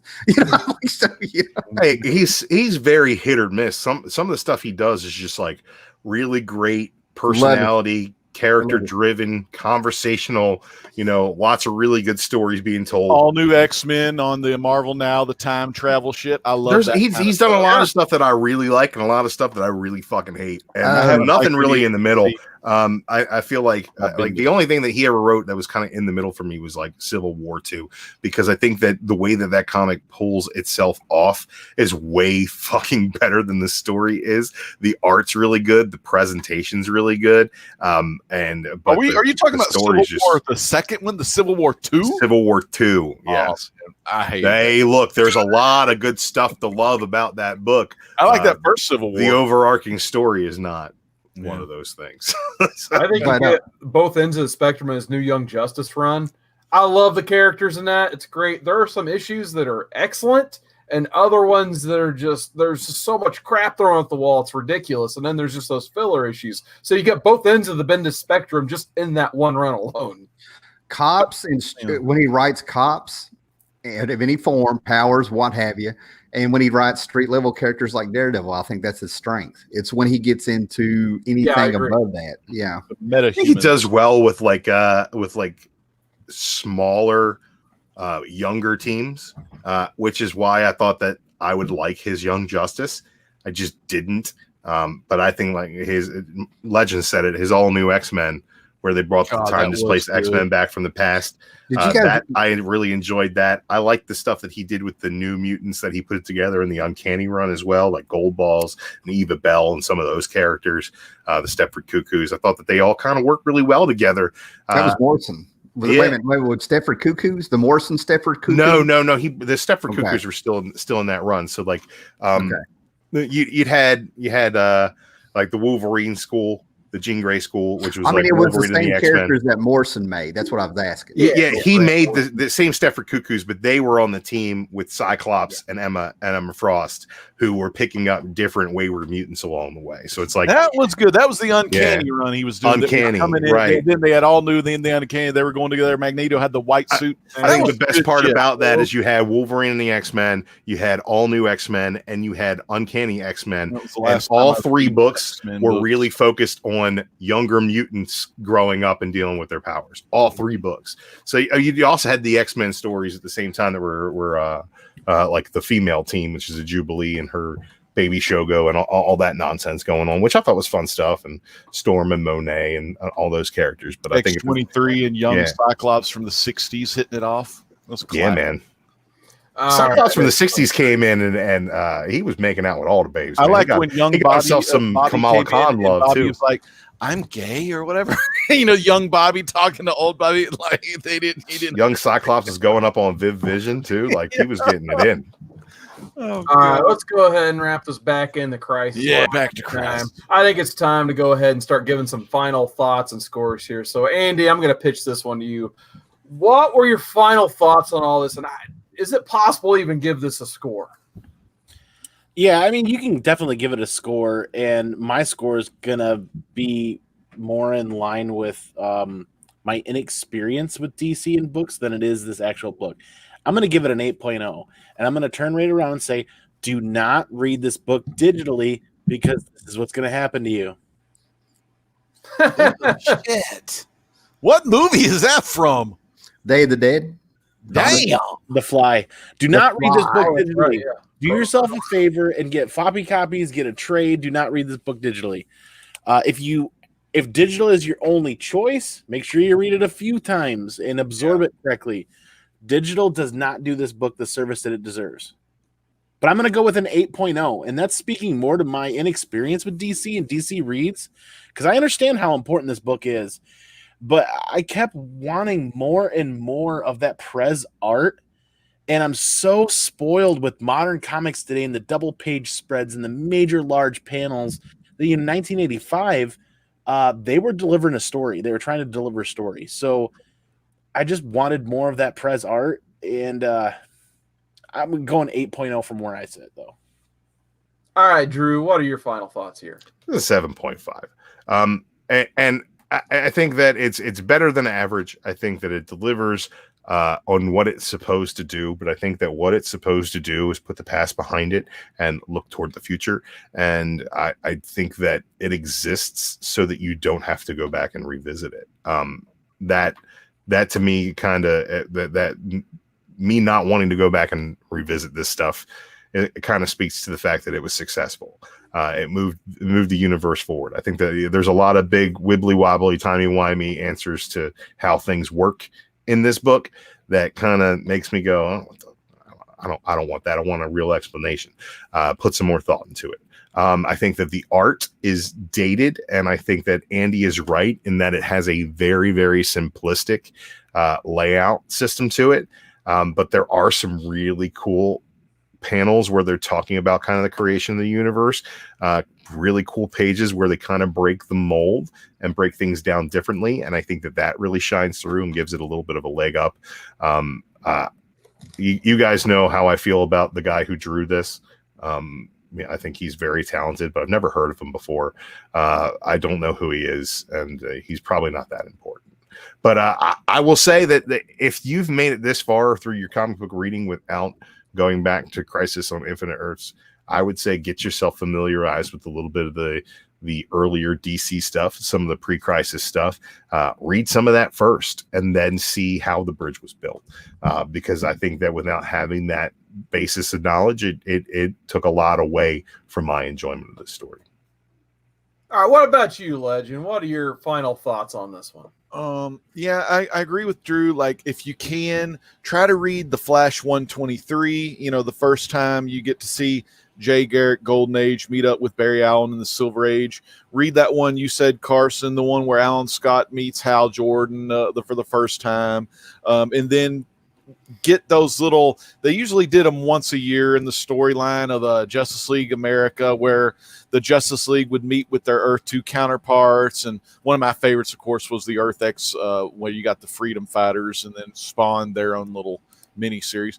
But I was going to ask Drew. Now, Drew, if the George Perez line didn't get capped off and you got your signatures from George, would you be more of a fan? I don't know who you're talking about, but I am always a fan of people who realize how to cap a line and how, if they've miscapped their line, to stay through lunch until that line has been serviced. It's called customer service. And if I'm a paying customer, I expect customer service. If this guy who you're saying drew this book had a Yelp review page, I'd have given him 1 star. Well, you know, another thing with George Perez, like, I didn't even like, I had this awesome Fantastic And he got my Four friend book. Cat sick. I got a Fantastic Four like book, and it was a Fantastic Four volume. You know, the latest volume, issue 1. George Perez did this awesome cover, and I got him to sign it. I didn't even have to go in the line, dude. I had like Carson or someone else take the book to get signed. I didn't need to like really meet the guy, because hell, I just seen him like up close earlier in the damn day. So, you know, I didn't need, you know, I stopped him. I got him to take a picture with Cat, and man, he was cool. But yeah, for me personally, I give it a 9.0. I mean, 10.0, that's fucking Watchmen right there. And of course, yeah, that's House of Powers Jeff Johns and Gary Frank's Shazam storyline from New 52. I love me some Shazam, Jeff Johns and Gary Frank. That's a 10 all the way. right here. But no, this is a 9.0, a damn strong, kick-ass 9.0. I love the storyline because I do love the whole multiple universe kind of thing. Like, could that be for real? I'm also a big fan of Man on the High Castle. That's another little multiverse fucking show. I love that stuff too. But yeah, I really enjoyed it. I thought the storyline was excellent. I love the artwork. I loved how Marv Wolfman incorporated some of that stuff to where if you didn't know the characters, he in the chat bubbles, they would reply to what the people were saying with their names.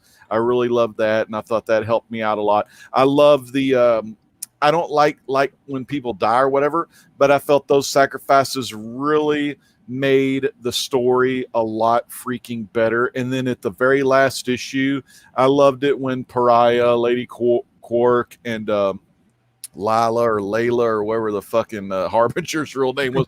I liked how they kind of ended that story. The epilogue was pretty stupid because Psycho Pirate or whoever the hell, he's just a bastard.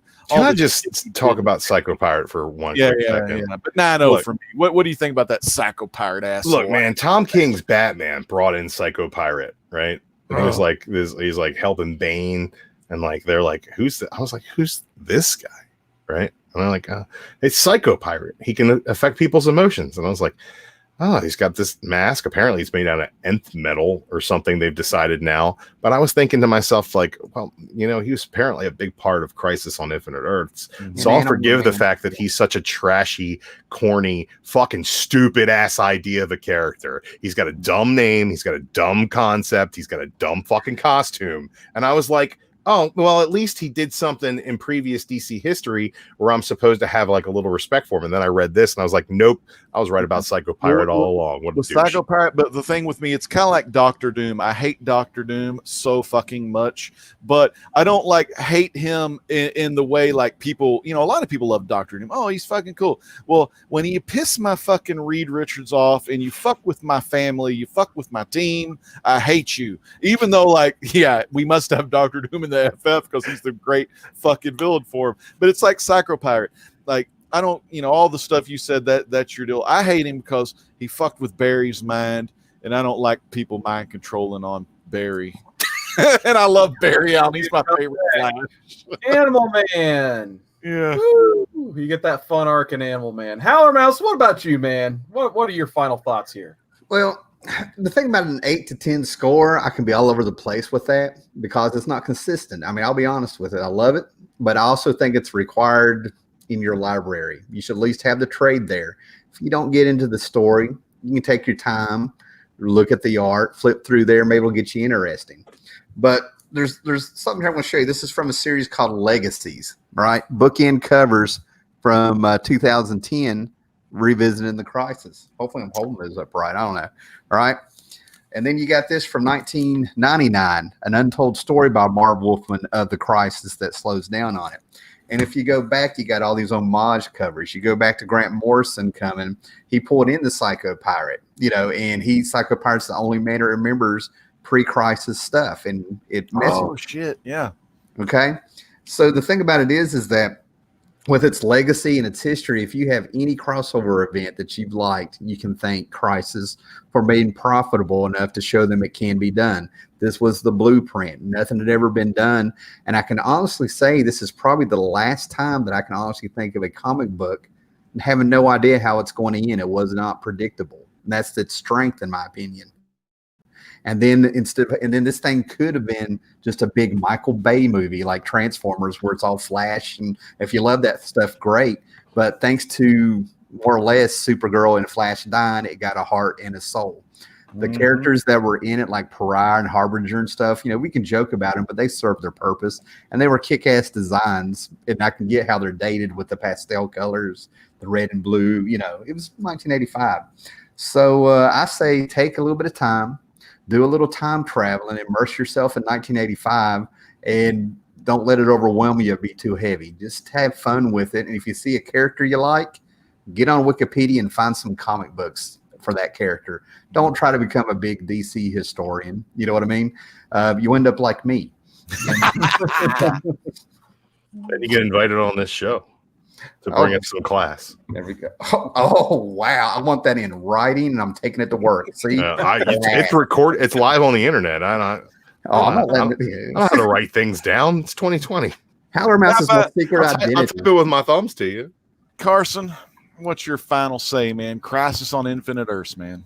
Man, I like I said, I just respect the world out of this story. Wolfman and Perez, you know how much I love those guys. I feel like not only did it get their continuity right in the mid 80s, but it got them ready for that next step. The Frank Miller Batman stories everybody knows and loves. The Alan Moore stuff everybody knows and loves. Between Watchmen and even we didn't even really talk about whatever happened to the Man of Tomorrow, that last Silver Age Superman story before we got the John Byrne stuff. It gave us all of that because Crisis started. Howler Mouse made so many good points. I'm not even going to try to put it in the words because he'll do a better job of it. See, the more you talk, the more I want to bounce off. The Killing Joke was originally supposed to be a pre-Crisis story. It just took Brian Boland too long to draw it. Oh, wow. That's what I mean. Yeah, there's little things, there's so many little things out there, man. But I digress. Sorry, man. Nice. Y'all are hitting the index there, and so Carson, you're hitting the heartstrings of Howler Mouse tonight. But yeah, I feel like for me, I read this at the perfect timing of my life where I was just ready to absorb all this DC goodness and comic knowledge. And like I said, I may have not understood everything the first time, and that's fine. Like you said, I just had some fun with it. Got to know these characters, like who in the world is Lori Lamaris and why did she die just now? But hey, that's all right. But yeah, I always just got to give this a 10 out of 10. You knew it was coming. It's my favorite read of all time. Is it a motion comic? Well, I was getting ready to say, if there's anything you want to do, there's a novelization that does expand on it. On the Crisis. Audio novelization. Yeah, and what it does, it kind of gives you a little bit of narration, lets you know where you are in the book. But right when the Flash dies, he's taking out a time and he's bouncing around the Crisis, and you find out that some of the things that happen in Crisis, it happens because he's there kind of like in a ghost form, pushing things and making them happen. So, Crisis on Infinite Earths by Marv Wolfman, the novelization. This is the book, the CD book that I listened to in the car. Nice. Well, before we get into some last show plugs here, I do want to say hi to a few people who did hop in the chat because we've been so busy talking. We haven't had a chance to acknowledge the chat for a minute. We always got to talk about Mr. Mailman himself. Jason Smith stopped by earlier. The big thanks to Jason Smith for stopping by. We still had Samuel David watching. K. Titus Konnichiwa from Japan. How you doing, K. Titus? And, of course, bad news. Chris Barrett hung out for the whole show. Speaking of mailmen, Lyondon's in the chat. Oh, Lyondon. I forgot about Lyondon. My bad. But anyway, we got some shows coming up here. Our poll winner, which we're going to read next week. And it's kind of funny how, we followed up Crisis that transitioned into a new era, I should say. with another one. We're going to be reading Flashpoint next week. That's a great fucking story, man. Episode 51 is going to be Flashpoint. It won the poll. Man, I don't understand. I read that one twice. It was you know what? Our next big episode, right before Halloween, the Monday before Halloween, we're going to be visiting Batman: The Long Halloween, October 26, 10 p.m. Eastern, episode 54. So I figured what better time to celebrate Halloween with Batman: The Long Halloween. But you know what? We still got to figure out what. Oh, wait a minute. What's this? I got my wild card. I'm going to teach everybody for making one of my favorite reads. Finished dead last in the poll last week. I made a thumbnail for it already. We're going to read Infinite Crisis, week 52. Oh, shit. Yeah. Damn. I'm already going to like this book because you got crypto on the What? Yeah, dude, just read that countdown, fans. Read the countdown to Infinite Crisis. In the thumbnail, yeah. So we're going to be reading Infinite Crisis, the whole thing. And Andy, I'm recommending now, Countdown to Infinite Crisis is something we're going to want to read on top of this, too. And you get your Jaime Reyes in this one, so. Yes, you do. So we got the Crisis Trilogy coming up here on Modern Men. So he's got done reading Crisis on Infinite Earth. So we're going to follow up with Flashpoint. We're going to follow Flashpoint up with Infinite Crisis. And we're going to break down and compare all three crises week 52. So Andy, got three weeks of DC. I also want to get some Modern Men continuity out of the way while we're here. 3 weeks, Andy. There have been two Andy's wild got cards DC thrown. Coming. 2 wild cards thrown, Andy. I threw my wild card. Carson threw his wild card. As soon as you throw your wild card, all of our wild cards respawn. Oh man! God, 3 weeks of DC. Andy, you got to go buy 3 trades. Andy's like, give me a Marvel book, week 53, for the love of God. You better throw your wild card. I'm really looking forward to this. Like I said, I grew up street level Marvel. You're gonna love that Flashpoint. So I get to enjoy a lot of the stuff that I missed out on, and I get to enjoy it with a great group of friends, a great group of people. Whereas 20 years ago, I would have been sitting there by myself reading this book. Oh wait, this is so amazing. Nobody in my household cares. Now I get to do it with all you guys. So just tell your wife about it, and she'll just be like, She might take the book from me. She's got her own poll list now. Holy shit, that's awesome. So yeah, I cannot wait to basically get a full chronicle of my favorite time of DC, because that whole time from post-crisis all the way up to right before Flashpoint, I consider that like my time that I really try to absorb like every type of character that DC had to offer. New 52, that's where I started to phase out a little bit on a lot of things, but this era was so rich in my favorite stories. I cannot wait to get like the full retrospective of this. So, oh man, but let's go ahead. Nothing respawns and the Wednesday show takes over. Let's go ahead. That's not true. And just get some final thoughts and plugs before we go. We'll start with our guest, Howler Mouse. Howler, where can people find you? I'm Howler Mouse on YouTube, Howler Mouse on the Instagram. I'm barely on Twitter, but I'm Howler Mouse there, And then on my Howler Mouse page on YouTube and stuff, I got links to Facebook if you want to jump over there. So don't be weird, man. Come on, if you come over to Facebook, don't be weird. Oh, I'm gonna get weird. Legend, where can people find you, man? Man, the great legends always coming at you live at youtube.com/All-Daddy95 with the best in comics, cooking, gaming, and the truth. And man, I've been rebranding my channel art and doing a lot of kick-ass things. And man, my live shows are you thought my live shows was good back in the day? Well, they're gonna be even better in the future. And even old Bob World's hooked me up with a couple of them little bumpers, which are just going to be fun to throw up every now and then to get some nice animations and everything. But yeah, and Friday night on Comic-Core, we do Comic-Core Roundtable, where on the Roundtable, we've been going over a huge, is it a 32? Is it a 32 person bracket, Carson?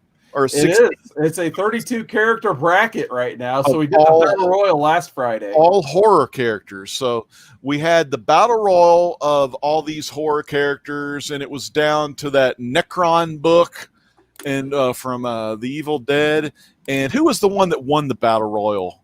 The Hills Who Have Eyes. The Hills Have Eyes guy, yes. Yeah, so that one wants. So that person family got involved. That's the person that's going to be meeting Jason Voorhees in round 1 of the Camp Crystal Lake bracket. Holy crap. So check that out. We're going to be going over all that to see who will be the last one left out of all those horror villains. You got people like Leatherface. You got, of course, Michael Myers, Jason, Freddy. Those are kind of your top 4 from each of those brackets. But then you got some old school. You got Lon Chaney Jr., Wolfman, the Bela Lugosi, Dracula, Claude Rains, Invisible Man. You got the damn, was it the Thing is in there? Yep. Predator, Mummy, Karloff's Mummy, of course, Emotep.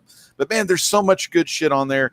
Pumpkinhead, the tall man. Some of these people I ain't watched in years. Pumpkinhead, the Pinhead guy. God, it's gonna be awesome. But yeah, that's on Friday night, 9 Central, 10 Eastern. And man, just so much good stuff going on at the Comic Core. So tune into the core, man. Yeah, we did have one thing happen while you're giving your pitch, Legend. Hey, we're best friends. Let's do karate in the garage. We had a super chat from Two Brothers Comics. Thank you guys so much. Two Brothers Comics, definitely one of the best guys out there. They said, look at that beard. Hashtag ComicManAndy. Whoa, whoa, whoa, whoa. Just hashtag ComicManAndy. Whoa, whoa, whoa, whoa. No love for DruManchu, man. It's all Andy here live, man. Hey, we're best friends. Let's do karate in the garage. All right, Andy, where can people find you? Hey, you guys can find me here every Monday night on the best review show, comic review show ever, in my opinion. Tomorrow, I finally have my last box back from CGC. My G.I. Joe 21 is in there. TF Comics did the cleaning and pressing on that book, and the other book that's in there, DS is going to join me on my channel tomorrow night. We're going to unbox that shortly before Golden Guys, I think like 8-ish. You guys can find me on the Wednesday show, hanging out, having a good time.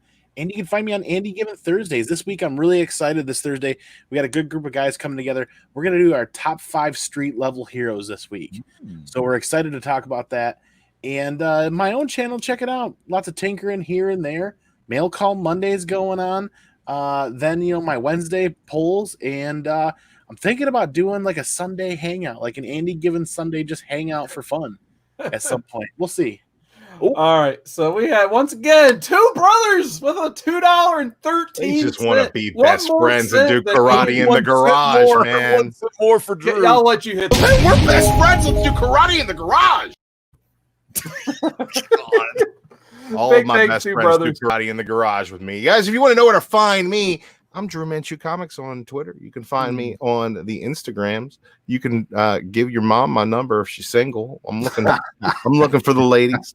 I can be your stepdad. You won't get grounded. We can be best friends. We'll do karate in the garage. That's how it works. Now, beyond that, you can find me making as many dummy accounts on YouTube as possible, because I'm gonna be loading up these polls with X-Men books so we can read something good and not all this DC Crisis nonsense. Come on, man. X-Men episode. We're getting as many X-Men episodes as we can. We're gonna do Excalibur, Chris Claremont's Excalibur from the 90s. I want to read X-Force special soon.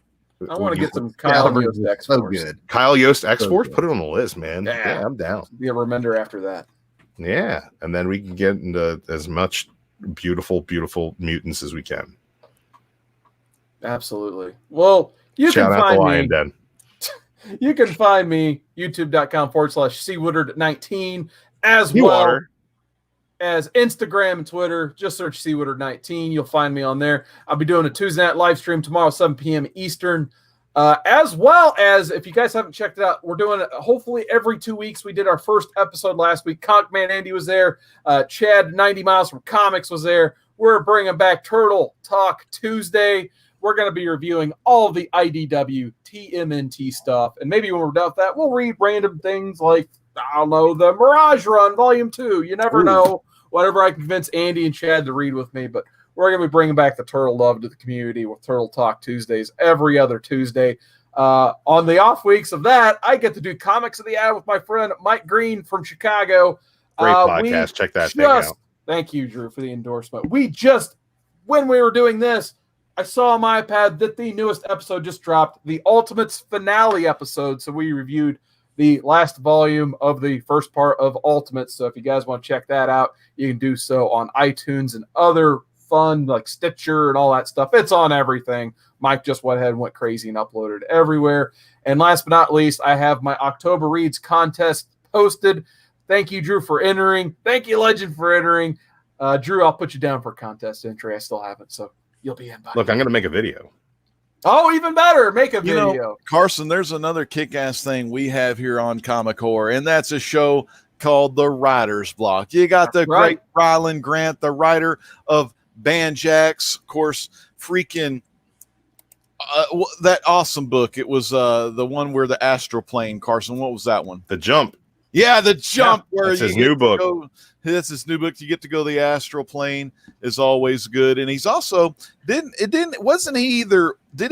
win the Ringo Award for Banjax? He is a Ringo Award winner for Banjax best series and best villain. I think won Banjax last year. It's nominated for a bunch more Ringo Awards this year. Get on that Ringo site.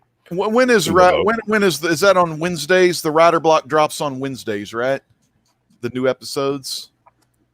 I believe so. He's paired up with David Avalone, who writes Elvira, Mistress of the Dark. Mm-hmm. He writes Betty Page. He does a whole bunch of really cool stuff for Dynamite. He doing too many Drawing Blood with Dynamite variants. What has he got? 27 Elviras and 27 Betty Page variants. He need to quit. Tell Avalone to quit that shit. Look, he wrote one story. If they put a bunch of different covers on it, that ain't his fault.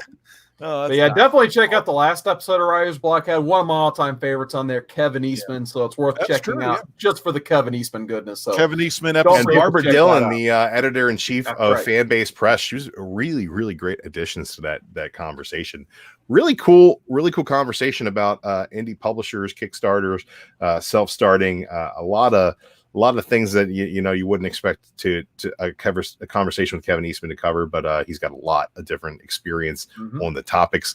And man, that last episode, criminally underwatched. If you guys are watching this and you haven't watched that, turn this shit off and watch that. It's good. No, man, don't say that, because when you got a mouse in the house, there ain't nothing better to watch. All right, Legend. We've done watch Mouse over Eastman, but I don't. I wasn't really into the Turtle comics. I watched the cartoons, but man, when I gotta have something to watch in the house, I watch the Howl Mouse. Cheap rhyme, I know. All right, fans. Well, it was good. We had a great time. For the Modern Men, Seawood 19, Andy Given Thursday, Comic Man Andy, Andy's beard comb, kick ass too, and DruManchu, and our special guest, the great Howler Mouse. This is the great Legend saying, peace out. God bless.